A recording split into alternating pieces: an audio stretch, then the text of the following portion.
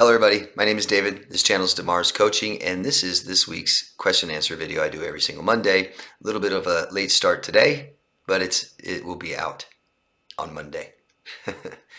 I'm answering people's questions from last Monday's question and answer video. Today I encourage all of you, ask any questions you want. I'm a certified life coach and I help people, assist people in healing from emotional trauma, recovery, bad relationships, neglect and abuse, things like this. So any questions pertaining to any of that or anything else, feel free to ask me, okay? Down below in the comment section. I'll answer it in the next question and answer video next Monday. I like to recommend something to you guys every week that helps you heal from these things. What I'm recommending this week has been sparked by a few questions that I got. Here's one of them from Traveling Man from Louisiana. Hi, Traveling Man. Hey, David, wanted to ask, what are some healthy ways to work on trust issues? I find myself struggling with trust issues with most people I interact with in general. I think it's a defense mechanism. Anyhow, hope you're well. Cheers. Thank you. I am. So, you'll see there's a couple other questions, at least, that pertain to this and what I wanted to suggest. So, coming out of these relationships, amongst many other symptoms and side effects and behaviors that we start, one major thing we tend to do is isolate. We tend to get hurt, we pull away. We don't trust people, we isolate. We've had bad experiences and we fear that all of them will be bad. That's the way our brain works. You could do something 20 times in a row and it was okay. The 21st time you do it, it's a bad, horrible experience. The 22nd time you go and do it, you're going to be scared. Until the 23rd, 24th, and 25 times are okay. And then your brain starts saying, okay. Your brain goes back to the last experience it had. So if you had a bad experience, we got to try to do something similar to that again. That's a really good way to get over it. So we've had bad experiences in relationships. We need to keep trying new relationships. We've had bad experiences socially, social interactions generally. You say, we need to keep doing it. Okay? The only way to trust somebody is to trust someone. Can't remember who said that now. Damn it. I'm not going to guess. Not me. Somebody else, maybe I'll find out and accredit it to it later. But the only way to trust somebody is to trust somebody. I think it was a president of ours. Or his wife. Can't remember. But, how else are you going to trust someone? You can't trust someone by staying safe and isolated and not trying. So that's the way we do it. We don't stay safe, we go outside and we try. Okay? What I'm going to recommend is obviously being more social, having more friends, more communication, more talking, even small chat, chit chat. I've recommended to people, if you're not working, volunteer or start working. Work a few hours, get a job where you're interacting with people all day, customers. We've got to have positive experiences. And there's chemical reactions that happen when we start doing this. Start talking to people, looking in the eye, touching them, hugging them, say, I love you, give little gifts. Just small chat all the time, constant stimulation. You'll start feeling better, start wanting to do it more, start going outside more, start trusting people more. That they're not hurting you, abusing you, yeah? One way, or one thing we can start trying to think about is being in a social circle. Yeah? When we're younger, it was easier. We didn't know ourselves, they didn't know ourselves. The way we had in common was high school and riding bikes and a sport. Didn't take much. We start finding out who we are and drop in friends. Care more about quality friendships, relationships. You can't have a ton of friends. It's too hard. It's too busy. Too much.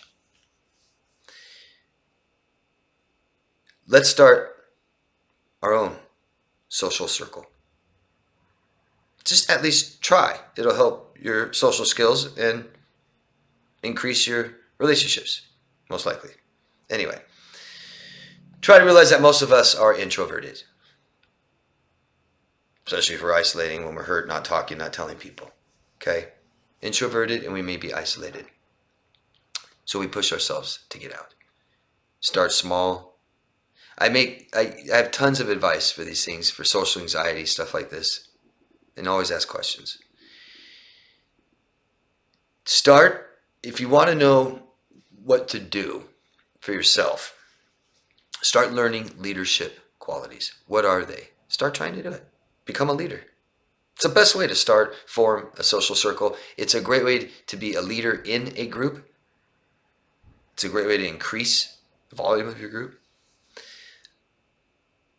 Increasing your social interaction. Be more outgoing. Start saying yes. Start doing things that may not seem significant or that great or that fun or that important. Just be out with people. Start talking more. Opening up more. Hobbies, interests. I've got multiple videos about interests. How to increase your interests, know what they are, form them. Teams, groups, all kinds of stuff you can find online. Groups to join. If it seems stupid and immature and stuff like this, just realize that it's just you. Because people are doing these things. They don't think they're stupid and they don't think they're immature. And they might have a better quality of life. Introduce people to each other. Yeah. Have someone come to your work, someone you know, introduce them to your coworkers. Ask your coworker to go out and have a drink, lunch. Have your friend meet you there. Have one friend meet another friend if they don't know each other. Bring people together. Start acting the part. If you want to be more social, have your house ready all the time. Make it nice, appearance, clean, ready for people to come over. Invite people over. Dinner, movie, whatever. Maybe change your appearance. Great way to help with social anxiety is be overdressed a little bit. Yeah, be the best dressed person. I promise you these things will increase your social life. But we've got to be more outgoing and more positive and just start trusting people. You don't have to be dangerous. I'm not saying you have to sleep with people. I'm not saying you have to bring them into your house before you know them at all. Getting people strangers' cars and stuff, commitments, financial obligations. No. The problem with tons and tons of people, if we know tons of people, people become contacts and not really close friends. We do something with them every once in a while. But we need intimate times with people. And if you can find one person to be close to, a friend, intimacy, and then you say, let's start a social circle ourselves. Start trying to add people to your two. When you have a group, people want to join the group. It'll just grow. But we have to try. We have to try and face our fears, have positive experiences, and our last experiences will subside. I promise. Any other suggestions you guys have to add to, feelings that we can't trust people, we're isolated? I'll get into some of the other comments here, so you guys understand what I'm talking about. So let's get on to the next question. Nor 6X. I want to say a big thank you to Dave to help people for free who can't afford it. I want to say un gracias cariñoso. And I looked that up. It's cute. To all great people all around the world who donate. It means the world to me to see not all are hypocrites. I need it now most. Thanks. Thank you very much for your comment.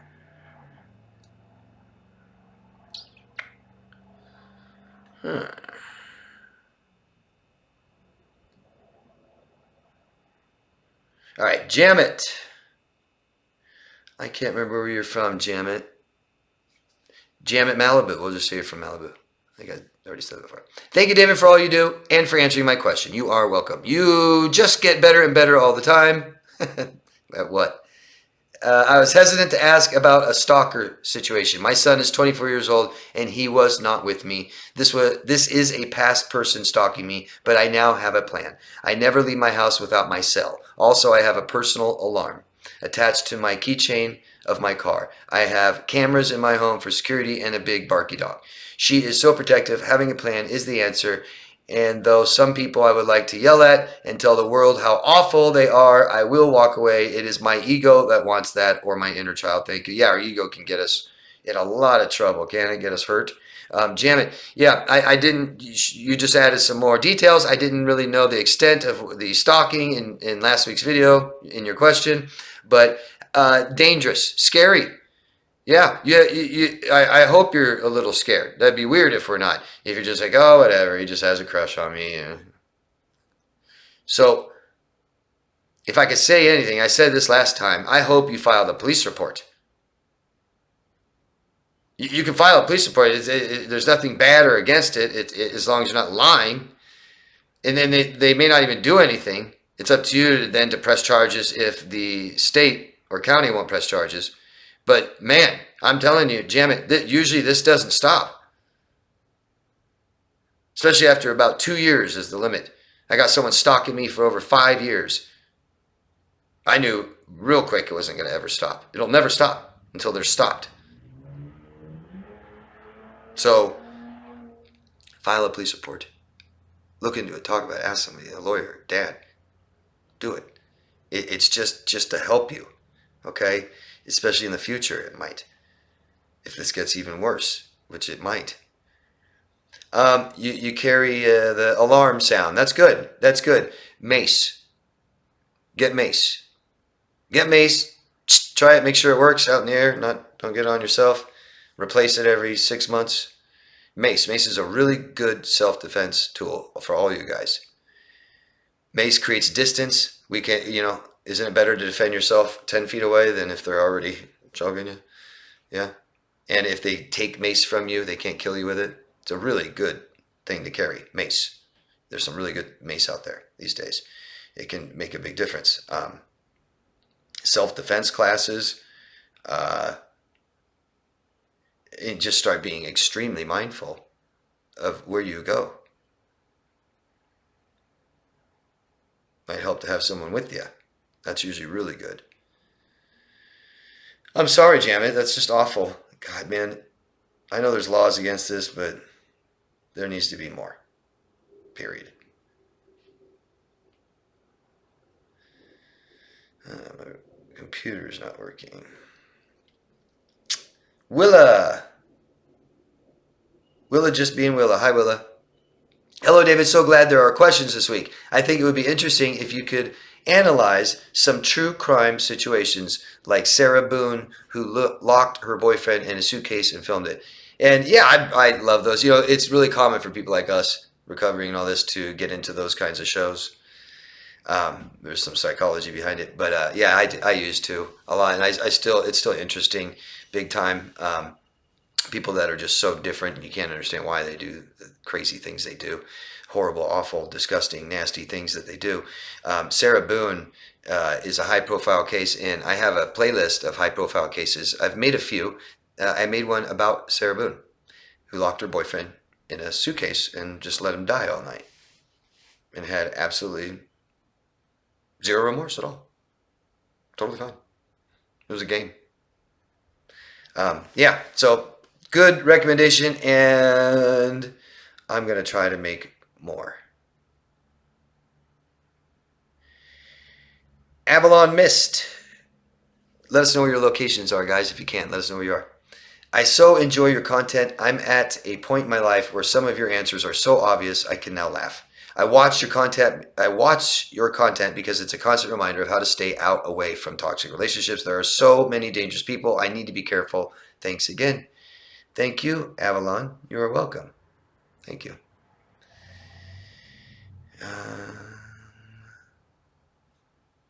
Good morning, David. Oh, Rory from Ohio. Hi, Rory. Good morning, David.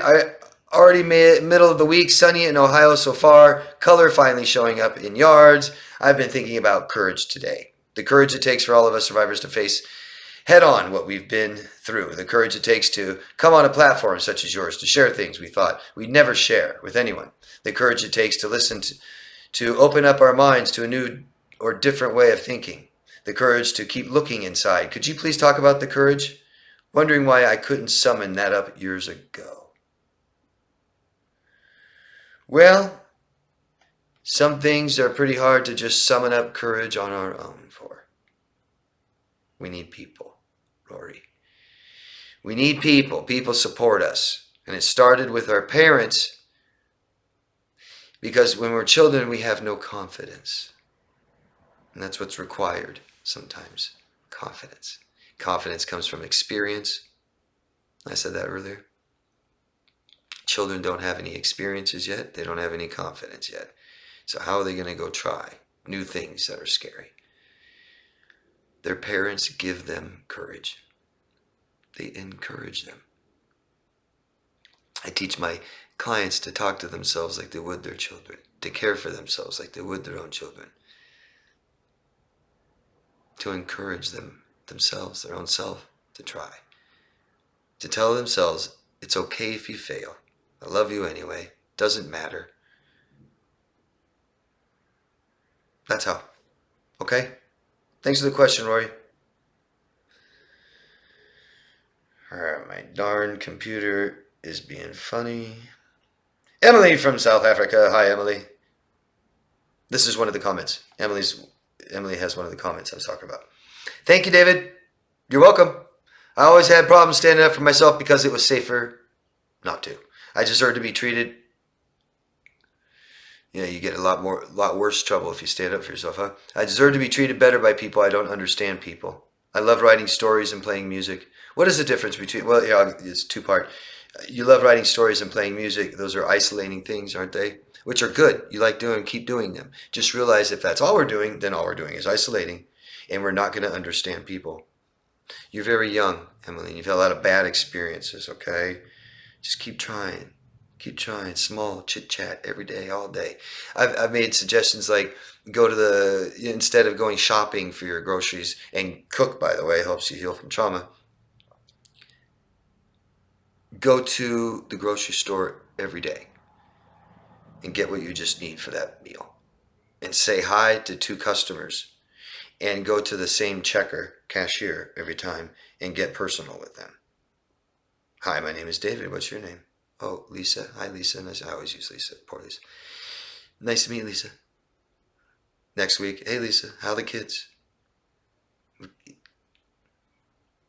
If we're not a part of society, we are depressed. If we're not a part of society, we have depression symptoms. If we live by those symptoms, we will have depression and we'll be antisocial. What is the difference between sociopath and psychopath? How would I describe to my mom that my dad is a narcissist? Every time I tried, she made an excuse for him. So your mom is delusional and ain't going to listen to you. And she lives in Africa and still doesn't know that denial ain't a river. That's fine. I had to do that. So stop trying. Yeah. Your mom's not stupid. Yeah. She knows your dad's a complete asshole. Will she admit that? Because if we can't get asshole, how's she going to admit a mental health diagnosis? Your mom lost herself decades ago. The difference between a sociopath and psychopath, they're both personality disorders. They're both the same. Well, people that would be considered psychopaths and sociopaths would fall under antisocial personality disorder. The difference is one's born, one's made. Although there's 3 factors that make who we are: our genetics and our upbringing, our environment, and our culture. The psychopath was genetically born that way. Unless it's a secondary psychopath. Primary psychopath was born and then later triggered. Without the trigger, may not exemplify psychopathic diagnostic traits, but still has the brain. You can measure it, scan. Sociopath, same disorder, created. Made that way. There's also a little bit differences can be in behaviors. Although both cunning, scheming, plotting, and planning, the psychopath could have more self-preservation in the sense that it won't necessarily get caught as much. Prisons have about, here in America, have about 60% sociopaths. The psychopath and sociopaths you see on TV make up of less than 2%. Not a fair representation of them. So the difference is they both have the same personality disorder. One was born that way, one was made that way. And in those, there's some differences, but they meet the criteria for antisocial. Would I be making more harm by trying? Oh, how should I explain to my mom he's a narcissist? Well, if I don't want to hear something you're saying, if you keep trying, it could cause harm. Yeah. You can sit there and tell me I'm beautiful all day. If I don't want to hear it anymore, it's going to cause harm. Does that help? I'm sorry. You know. Try to accept what your mom won't, and then try to accept your mom.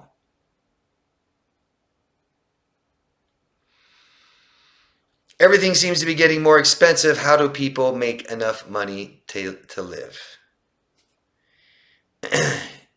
You spend less or you make more, or both. Making more money has its ceilings. Spending less has its floors. But times are tough right now. World economic global crisis.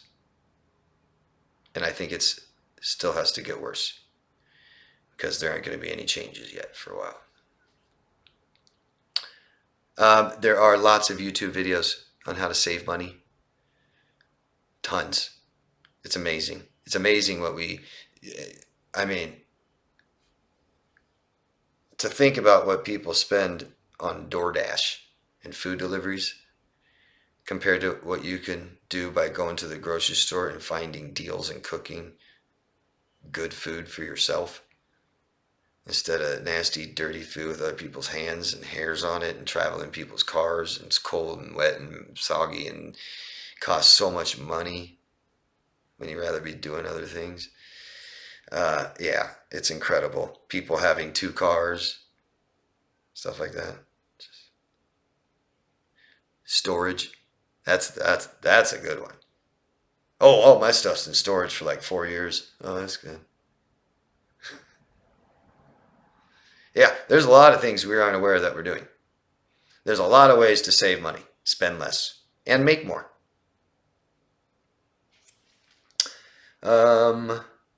Let's see. Dun, dun, dun. Emily again. How do I make myself not feel stressed and scared about everything all the time? Everything feels wrong in a way. You might have a stress disorder, Emily, so always consider mental health and the help that is required for that. Talk therapy. So when I say be more social, my recommendation, therapist, certified life coach, things like this, or just a life coach, someone to talk to.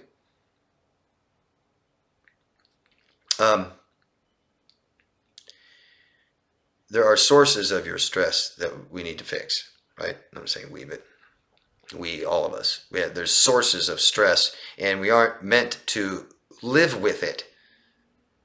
That's not managing it. We need to get some out, relationships is the biggest source of stress and financial, but relationships, man, there are ways to fix relationships. We may not know how. We need to learn, get help, stuff like this. People that grow up with a lot of stress, it's amazing. They won't even realize there's a ton of stress in their life. My clients come to me with stress disorders, and they'll be like, "Oh yeah, but that relationship was a long time ago. I don't have any stress in my life now." And I'm like, "Hey, that's not how it looks. It's not what you're telling me." Panic attacks, stress. Yeah. So we need to eliminate and lower stress levels.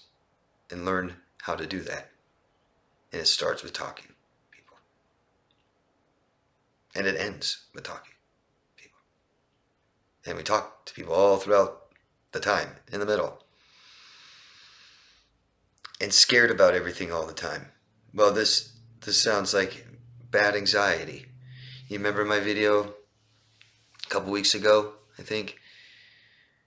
We have to start understanding our environment and realizing what is directly affecting us and what is not. And then what is affecting us directly, what we can control and what we cannot. Things like this.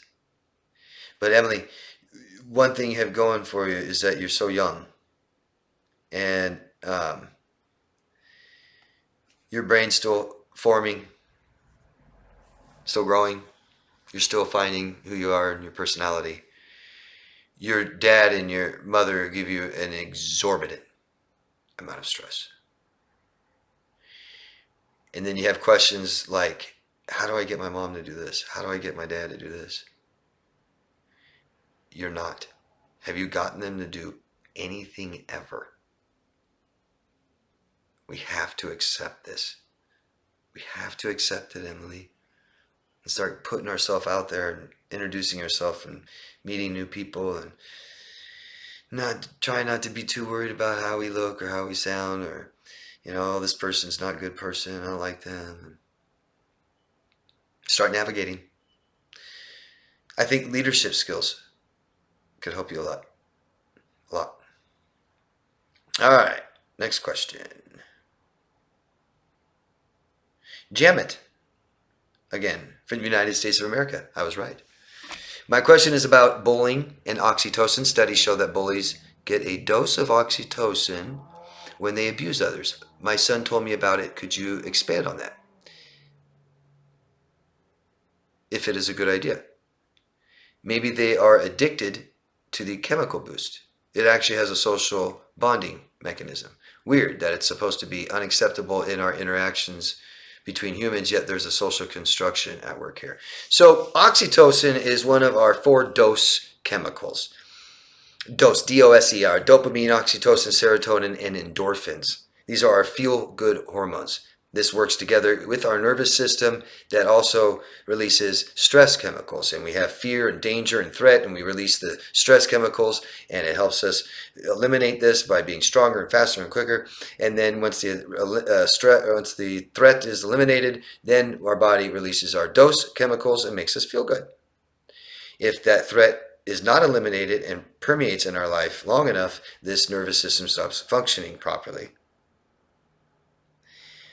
What I get my clients to do that are immediate panic, fear, and can't trust anybody, and massive depression, I get them on oxytocin. This lowers these stress chemicals. And now it's replacing our dose chemicals, some of them. There's other things we can take too that will help calm us down. So that's good. And when we have positive effects from this, it will continue. Bullies can get oxytocin released when they bully people. And they will have negative experiences. It's avoidancy. Bullying is avoidancy from the bully. Not understanding and being scared of new social interactions. And so they bully. This negative experience will get worse for them. So it's not that, I think where you were going, which is smart, because that's kind of how anger outbursts can work. Person will actually get a rush from their own anger. This is different. It's an experience that keeps becoming more and more and more negative and worse for the bully. Just as a positive oxytocin experience will keep continuing to get positive. I hope I made sense. Let me know, Janet, what you think about what I said, if I helped you understand better. And thank you for your question. Bruce Johnston from SoCal. Southern California. Do some narcissists try to hoover after years of no contact? I've had past normal girlfriends who made contact after years. Just wondering. Well, I mean, it doesn't have to be narcissists, yeah? Toxic people. I mean, just, I mean, we're talking about abuse, right? I mean, it's different if, we lose contact and, hey, how you been for so long? But someone just totally abused the hell out of you, discarded you like a piece of garbage and tried to ruin your life afterwards and you never talked again. And then, a year later, hey, what's up? What's happening? Yeah. Lacking empathy. Can't control yourself. Can't get over it. How did you state it? Do some narcissists try to hoover after years of no contact? I read it as 1 year. Yeah. People, they don't have to be just narcissists, borderlines, stuff like that. You won't from a psychopath. But I've heard of like just crazy stories that I can't say. But how about 27 years? Yeah. They don't respect your boundaries. They don't care. Wouldn't you play with it's some toy you had that you really, really liked, you lost it or something, and you found it again? It would be kind of fun, right? I really loved my first car. 69 Mustang. Badass, tricked out, red. Wouldn't mind driving that again. That'd be fun. Hell, that's been over 30 years. Yeah. Not much regret, not much remorse. Lacking empathy means they don't really understand how bad they hurt you. All they care about is if you're angry. They wait long enough, you're not angry anymore, right? Cool. Yeah. Oh, yeah. Yeah. Hoover wasn't meant to be like, the term wasn't meant to be like, a week later. Which they'll do that too, yeah.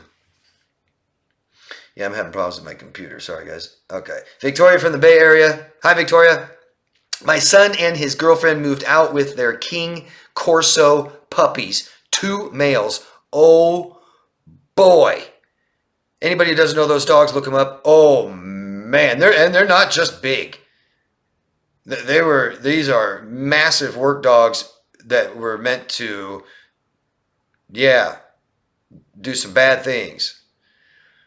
And they're just gigantic. Oh my gosh. Extremely intimidating dogs. I called up and I've had 2 Rottweilers, 155-pound Rottweiler and a 125-pound Rottweiler. I've trained Rottweilers. Those dogs are crazy. I called up his girlfriend when are you coming back to pick up the puppy? Her response was, we're going on vacation. It's not a good time, and I still need to arrange my house and get ready for the 2 of them. When I responded, they're way too much for me to handle, I got no response. Unfortunately, it took me 3 months to realize I'm being taken advantage of. I feel really stupid right now. I'm sorry, Victoria. It's not your fault, Victoria. You didn't do this. We're not supposed to do stuff like this to each other. So it's not your fault when someone does it to you. It'd be your fault if you did it to somebody else, and you didn't. And I'm sorry you feel stupid. You're not stupid. It's nothing to do with being stupid. It's actually nice. And the poor puppies, right? I don't tell people what to do, and I'm not telling you, but myself, would make sure those puppies don't go back to them. One way or another. Sorry, Victoria. Sorry you feel stupid. Just never say you are. Oh man. I am having technical difficulties. Give me a few seconds. We got a couple more questions and then we're done. Okay, here it is.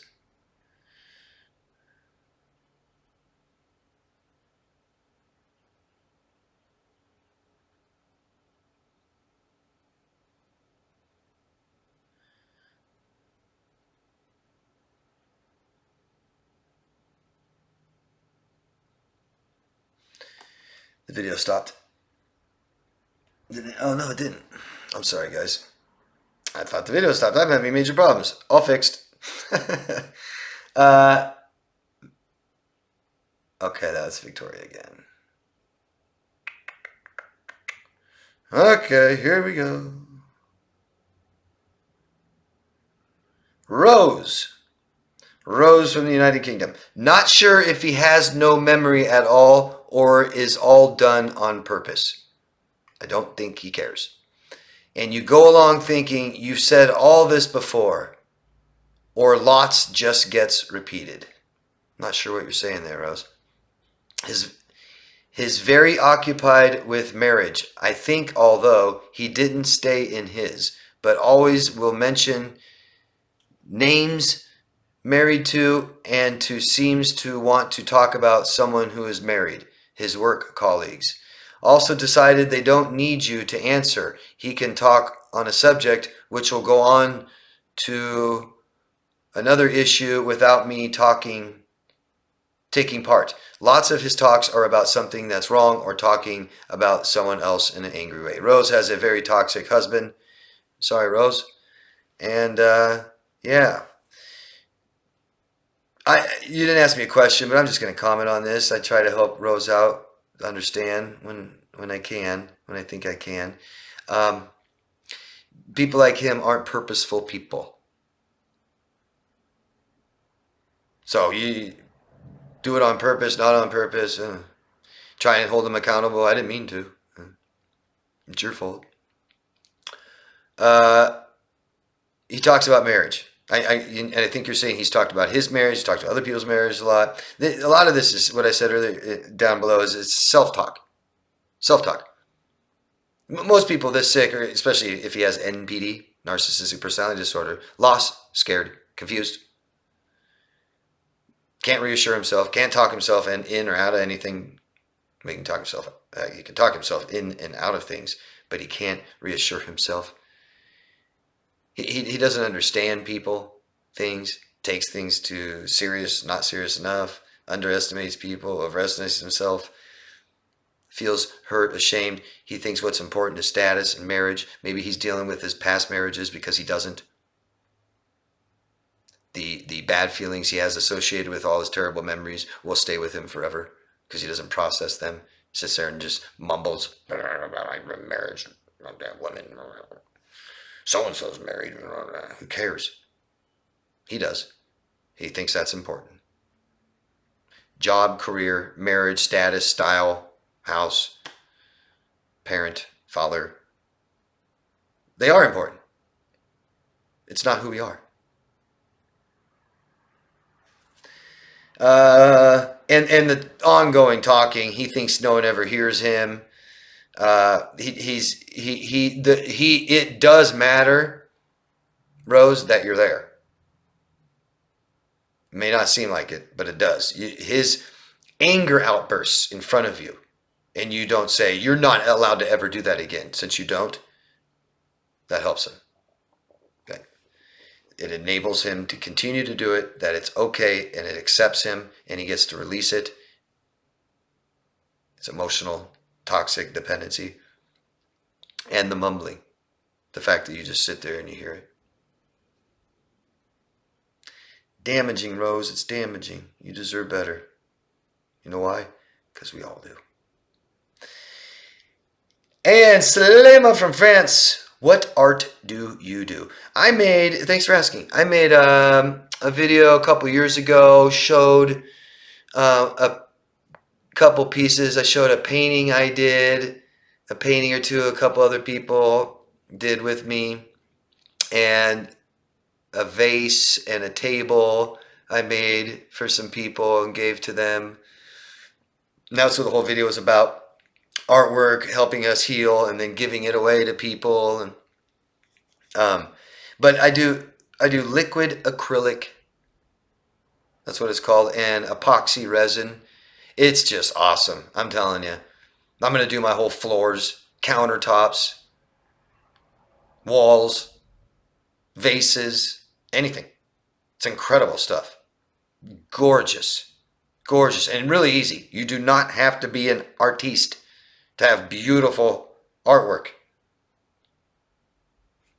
No matter how beautiful it is, it's hard to even sell because so many people can make it. You know, I couldn't imagine trying to even sell it, but you can't. I don't know how amazingly beautiful it has to be to sell it because there's just so much out there. I was doing it with a 7-year-old, and she made a beautiful, the first time, beautiful. I think she had the most prettiest piece. So yeah, that's one thing I do. Thanks for asking, Salema. That's it. That's all the questions. Thanks, guys. Let me know what you think of my answers, please. Feedback, and keep giving me more information. Keep asking me more about it. Sorry if you don't understand my answer. Please ask me again. Sorry if I didn't understand your question. Ask me again. Ask me anything, guys, please. Okay. Yeah. Anybody that wants coaching, you can find me at daviddemars.com. The link is down below. And love yourself first. Have a beautiful week. I'll see you next Monday, guys. Thanks. Bye.